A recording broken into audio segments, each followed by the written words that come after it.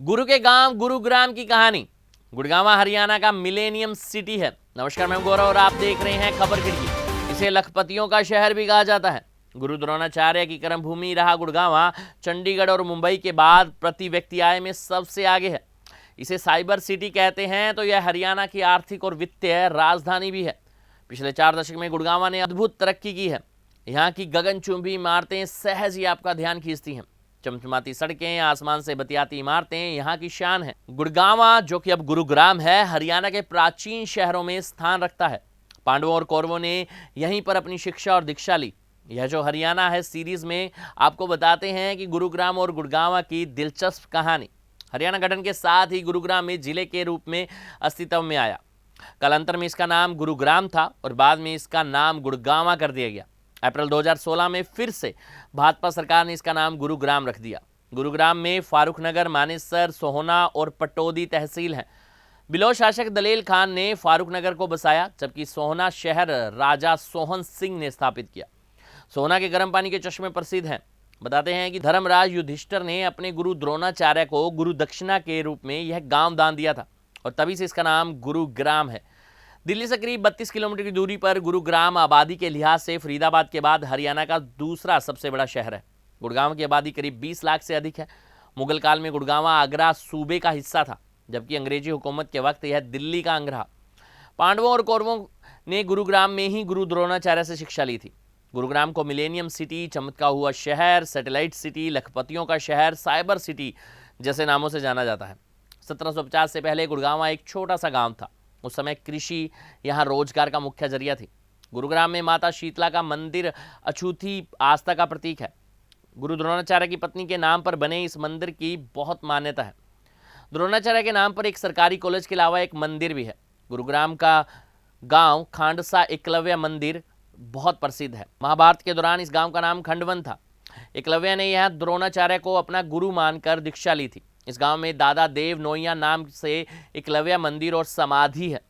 गुरुग्राम का इतिहास काफी रोचक रहा है। इतिहास के अनुसार प्राचीन काल में अहीरों द्वारा स्थापित व्यापक साम्राज्य का हिस्सा था।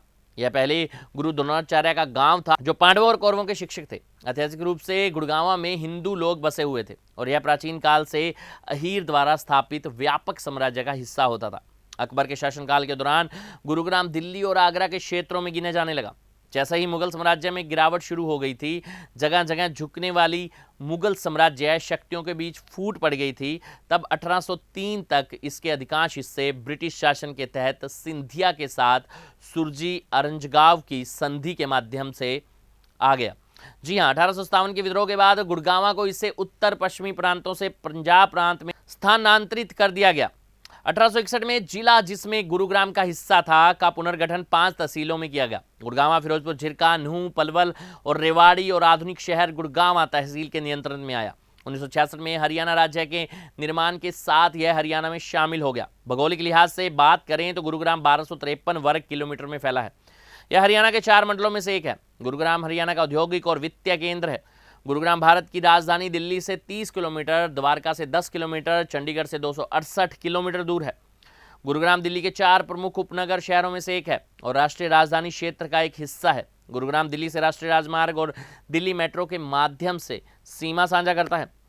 गुरुग्राम का भारत में प्रति व्यक्ति आय में चंडीगढ़ और मुंबई के बाद तीसरा स्थान है। गुरुग्राम भारत का एकमात्र ऐसा शहर है जिसके प्रत्येक घर में बिजली की पूर्ति है।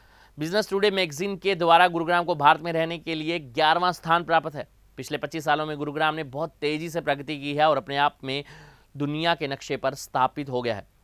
गुरुग्राम का नाम हिंदू ग्रंथों में भी मिलता है। गुरुग्राम गांव, जो कि शहर से एकदम मध्य में है, गुरु द्रोणाचार्य का गांव रहा है। यही वो गुरु द्रोणाचार्य ने पांडवों और कौरवों को शिक्षा दी थी। गुरुग्राम का पौराणिक नाम गुरुग्राम है, अर्थात गुरु द्रोणाचार्य का ग्राम। गुरु द्रोणाचार्य को गुरुग्राम पांडवों और कौरवों ने उपहार स्वरूप दिया था, जो कि ऋषि भारद्वाज के पुत्र थे। महाभारत में दर्शाया गया कुआं, जिसमें पांडवों और कौरवों की गेंद चली गई, वो भी गुरु द्रोणाचार्य कॉलेज के अंदर मौजूद है।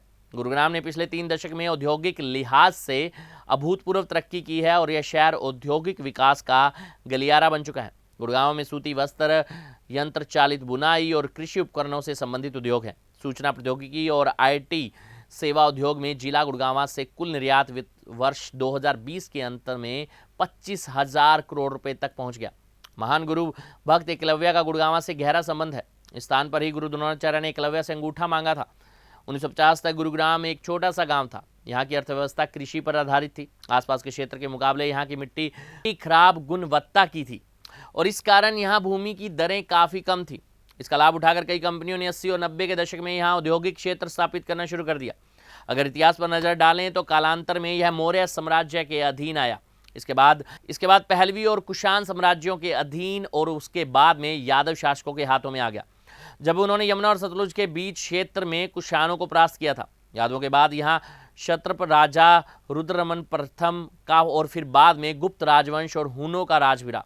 1182 में चौहान वंश का विस्तार गुरुग्राम, नूह, भिवानी और रेवाड़ी तक था। 1192 में पृथ्वीराज चौहान की हार के बाद यह क्षेत्र दिल्ली सल्तनत के अधीन आ गया। 1206 में दिल्ली के सुल्तान कुतुबुद्दीन ऐबक ने मेवात पर आक्रमण करने के कारण पृथ्वीराज के बेटे हेमराज को पराजित कर मार डाला था। लगभग उसी समय से सैयद वाजीउद्दीन ने मेव हिंदुओं पर आक्रमण किया, लेकिन उन्होंने उसे पराजित कर मार डाला। इसके बाद ऐबक के भतीजे मिरान हुसैन यांग ने उन पर पुनः आक्रमण किया और सफल रहा। 1249 में बलबन ने विद्रोह पर 2000 मेव लोगों की हत्या कर दी थी। 1257 से 58 में मेव विद्रोहियों ने दोबारा बलबन की सेना से बड़ी संख्या में ऊंट चुरा लिए। इसके क्षुब्ध होकर बलबन ने 1260 में उनके क्षेत्र पर आक्रमण कर 250 मेव कैदियों को तुरंत मार दिया और फिर केवल पुरुषों को जीवित छोड़कर 12,000 महिलाओं और बच्चों की हत्या कर दी। 1398 में तैमूरलंग के भारत पर आक्रमण के समय इस क्षेत्र में बहादुर नाहर के नाम के प्रसिद्ध संवरपाल नामक राजा का शासन हुआ।